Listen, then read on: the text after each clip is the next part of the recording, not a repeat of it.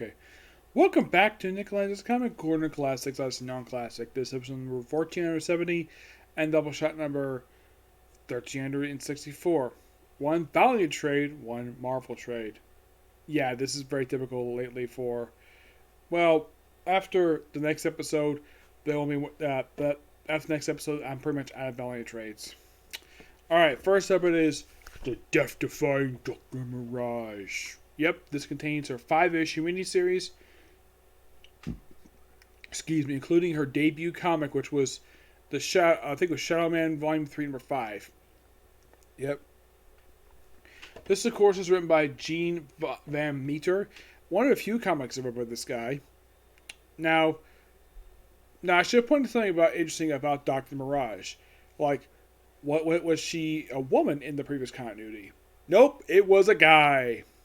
Yep, one of like 2 or 3 characters that the current Val decided to give the character a sex change. Same name, of course, just basically being a woman. And kind of in a way, you can kind of think of her as basically Valiant's version of John Constantine. In a minor sense, per se. Because they're paranormal investigators and they're famous. That's simple just of it. Mostly put, she's looking for a spirit, which is fine.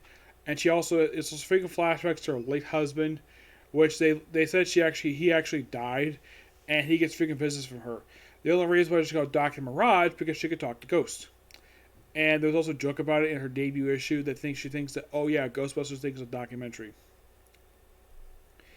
But this actually is, believe it or not, the first of 3 miniseries for this Dr. Mirage. Yeah, the other 2 are simply Death-Defying Dr. Mirage, Second Chances, and simply Dr. Mirage, which is the most recent thing they did with her. Yeah, it seems, aside from those 3 miniseries, mostly she's been sporadically appearing since she popped up in Shadow Man, which this book actually includes that issue. This book's actually pretty good. Yep, just basically her just doing her job, just looking for stuff. There also is a minor thing where there's a subplot here where she basically also is trying to get something for money. And, well, also her phone gets cracked. She has to contact a friend of hers. Picks her because she doesn't have a car. Which wondering how the heck she's getting around. And apparently she's struggling to meet ends meet because she basically doesn't trust getting enough money. Yeah, this is actually pretty good. Give that one a 9 out of 10. Really good book. Next up, we're going to some classic stuff here.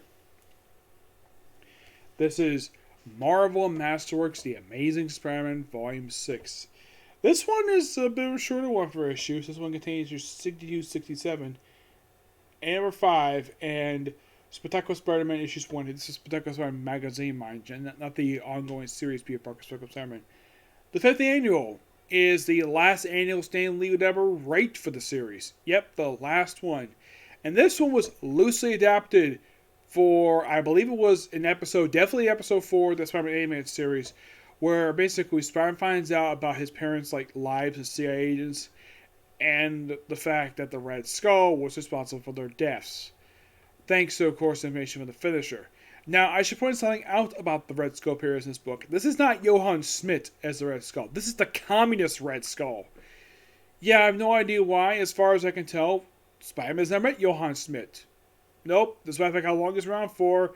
Oh yeah, he fought Red Skull in this annual. Well, it's a communist one. This one later died in an issue of Captain America in the 1980s. Killed by the Scourge of the Underworld, which probably by far at the date at that point was probably the biggest person he killed. Biggest named person he killed. Yep. Now, for issues 63, let's see. The very first issue in here, 62, is an issue featuring Medusa. Yep, Medusa. And she wears this weird looking attire. Yeah. Where she basically, where she accidentally cuts Spider-Man's webbing and then catches him, and she, oh yeah, report back on people. This is probably during the period of time, this is probably after the humans been discovered, and then she says she's a refugee. She only appeared just as 1 issue, and I think she hasn't returned here for quite a while in the actual series itself. Excuse me. And also all for her become part of a hair gel ad for. The money doesn't interest her, but the whole thing advertising for not much of an issue. And then she talks, and apparently they frame her for basically ransacking the office, and this office is never seen again due to the fact that Spider-Man claimed she went wild, and they went out of business. Simple, just to that one. Yep. Now, Spectacular Spider-Man issue 1.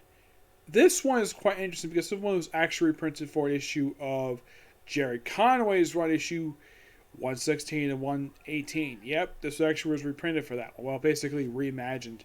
Yeah, for that one. In the case of Ridiculous Power number 2, that one is simply, well, as in the cover, Norman Osborn getting his time memory as the Green Goblin. Though you kind of say this one was definitely adapted for the animated series, parting a lot, get chopped with that portal stuff. Yep. And in the case of 63 to 65, well, this is technically in a way a 3-parter. Now, in the case of the 2 issues of 64 and 63, 62, 63, 64, this is pretty much just the end of the Blackie Drago version of the Vulture, because after this 2-parter, he is never seen again. He says basically that after having the original Vulture, Adrian Toomes, come back and basically beat him up and beat up by Spider-Man, he's like, I'm through with this. I'm hanging up the wings. I'm never doing this ever again.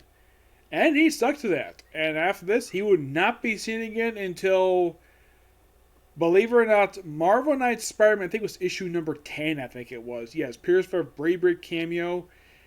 And yeah, went back to prison and just never came out again. Which, yeah, it was actually, I think it's by far the first character actually to retire that Stan Lee created, who actually retired and stayed retired.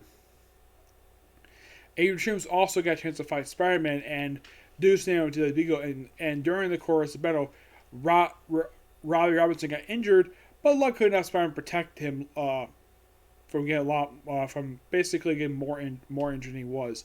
His injury is very minor at best. In the case of 66, well, this one's unique because this one picks up right where 65 left off. Well, 64. He's hauled off to a prison jail because they think he's responsible for this stuff. But thanks to, of course, to George Stacy, his name is cleared. And, of course, well, for a bit, Gwen Stacy was mad at him, though she got over it thanks to George Stacy becoming well again, and, of course, she later apologized for it. Yep.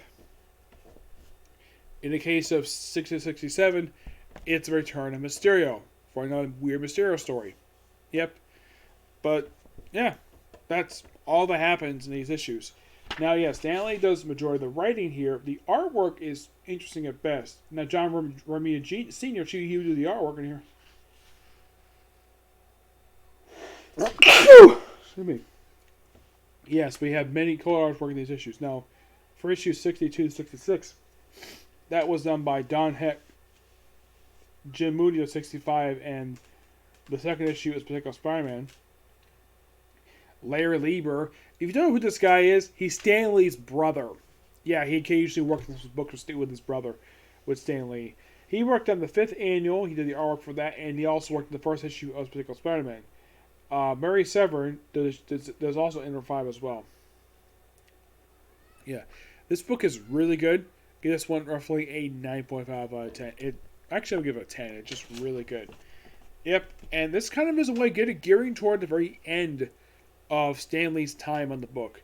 I mean, in a row, he basically stayed on the book for another 33 issues before he left briefly, and then came back for a few issues, and then came back for a few more issues, and that was it for Stan Lee. Yeah, but this pretty much covers like the first, almost the first years. Now, I have one more Masterworks I'm going to do for Amazing Experiment. This one covers from the years of